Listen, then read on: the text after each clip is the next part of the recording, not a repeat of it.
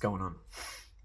I wanted to make a video because I got a couple of questions about how to change your belief systems, or basically, you create your own reality through what your beliefs, what your thoughts, and what your emotions are. Um, we live in a world where however you feel will eventually, or the things that you think about, the things that you experience, will eventually manifest into physical reality. And that's why if you focus upon sickness and illness and pain, you'll often receive sickness, illness, and pain. And so it's kind of like the victim mentality will never kind of bear good results for you. It will always make you less healthy. And those who have thoughts of abundance and health and love and creativity and all of the things that I always talk about will experience such things. And I got a question about how to kind of start doing this, and it's quite, I guess it's one of those things where it's easier said than done. Saying, oh yeah, just just think better thoughts and everything, because the thing is, like, we do live in a very difficult time where there is a lot of sickness, there is a lot of illness, and as I say a lot of times, like, depression's through the roof, anxiety's through the roof, suicide rates are through the roof, insecurity is through the roof, people have body dysmorphia, mental issues like borderline personality disorder, bipolar, like, there is a lot of sickness out there, and it's kind of one of those things where it's difficult to avoid it. But the thing is that you don't have to fall into these categories. You can be different, and it's quite it's a challenge. But once you kind of start living this way, it becomes much easier, and it becomes much easier to kind of analyze people who are unhealthy and what makes them unhealthy and how to avoid such things. So I guess for a starting point, I think something that I kind of figured out very quickly is that you will experience the things that you focus upon, or you'll experience the things that you see all the time. And a massive life hack that I discovered was, everyone's on social media. Like, it's very rare to find someone who's not on social media.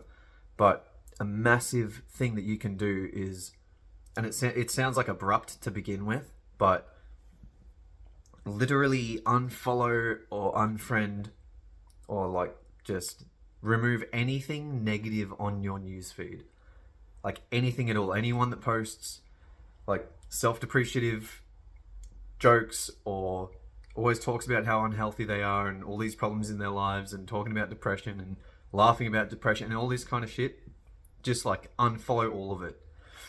Only make it so that, like, when you log into social media, you're only seeing positive people who are inspiring to you, or people who are being creative in a way that inspires you to be more creative, or people who are actually like achieving things, so that when you log into that in social media, you're only seeing things that you want to see, things that are making you a healthier person, that's like captivating your mindset in a healthy way, that's allowing you to grow and helping you grow. And so you'll like want to be a part of that, because the more, like, if you go onto your social media, you're looking at your phone and you're just seeing like constant depressing shit and like just sad people, you're going to experience being sad. You're going to, it's like you become brainwashed into thinking that's normal, which it's not normal. We're not meant to be unhealthy people. Like, the physical body and like physical life is a miracle of sorts, of like abundant health. And this is why I talk about going into nature a lot. It's so important to connect with nature, because at the end of the day, we are nature. Like, we are not separate from it. Like, we eat plants, and eventually, like, when we pass away, like, our body, like the consciousness that creates our body, and the atoms and the molecules in it, that goes back into feeding the plants and into the animals and into the nature around us. Like, we all come from the same source. And so if you go out into nature and you disconnect from these things, you'll see how aggressively nature grows. You'll see how aggressively healthy it is. Like, you hit springtime and like your grass is like every 2 weeks you have to mow your lawn, because it's just that persistent at growing, like the sun and the rain and the way that everything works. This whole world that we live in is just one overly healthy, growing, like captivating experience.